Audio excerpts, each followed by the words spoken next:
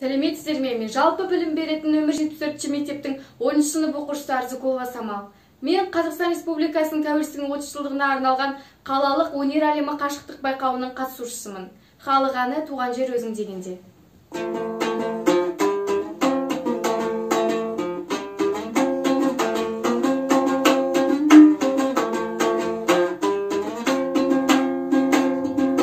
Алыс кетсем мен сенен, аңсап жүрем сағыныштың сазымен, ән жүрем туған жер. Ауылымның түтін-ай, қымбат маған белдер-ай, күн қақтаған туған жер. Туған жер өзің дегенде, жүремін әр кезеңінде. Бір сезім билеп ауладай, жүрегім дүрсін қағады. Көзді тартып жайнайды